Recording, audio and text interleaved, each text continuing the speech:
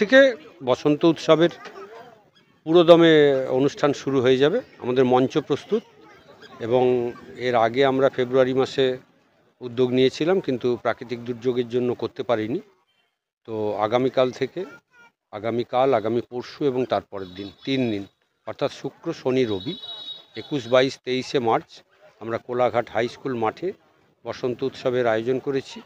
এবং এবারের উৎসবের তাৎপর্য হচ্ছে যে আগামী 22শে মার্চ শনিবার যখন আমাদের কোলাঘাট রাজপথে প্রায় 1,500 শিশু শিল্পীদের পরিক্রমা হবে, সেই পরিক্রমার শেষে আমরা এই মূল মঞ্চে এসে এবারে জি বাংলা জুনিয়র যে প্রতিযোগিতা হয়েছিল তার যে চ্যাম্পিয়ন অতনু মিশ্র এবং যে রানার্স হয়েছে আমাদের এই এলাকার ছেলে অনেক জানা, তাকে আমরা সম্বর্ধনা দেব। সেই সঙ্গে আমাদের এই এলাকার বাসিন্দা দয়ানন্দ গরানি, ভারতীয় ক্রিকেট দলের সদস্য, সদ্য এশিয়া কাপ চ্যাম্পিয়ন হয়েছে ভারত, সেই দলের সদস্য, তাকে আমরা পেয়েছি, আমরা সম্বর্ধনা জানাবো। এবং সবথেকে বড় কথা হচ্ছে যে এই 3 দিন ধরে প্রায় 55টা টিমের অনুষ্ঠান আমরা দেখতে পাবো এই বসন্ত উৎসবে।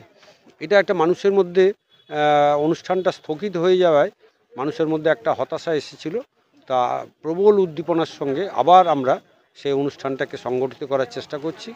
আশা করছি যে সমস্ত ধরনের মানুষ আমাদের সঙ্গে মিলিত হয়ে, হয়তো এখানে রঙের খেলা হবে না, সামান্য আবিরের টিপ পরেই আমরা উদযাপন করব এবারের বসন্ত উৎসব। আমরা সবাই অপেক্ষাতে আছি প্রত্যেকবারের মতোই। এবারেও আমাদের 21, 22, 23 সেই 3 দিন কোলাঘাটে বসন্ত উৎসব খুব বিরাটভাবে উদযাপিত হতে চলেছে।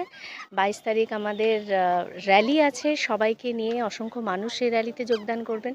আমরা সবাই ভীষণ মানে এক্সাইটেড যে কত সুন্দর বর্ণময় একটা শোভাযাত্রা আমরা সবাই সামিল হতে চলেছি, তার সাক্ষী হতে চলেছি। এবং কাল থেকে আমাদের এই বসন্ত উৎসবের শুরু, এবং থাকছে আরও অন্যান্য অনেক বর্ণাঢ্য অনুষ্ঠান।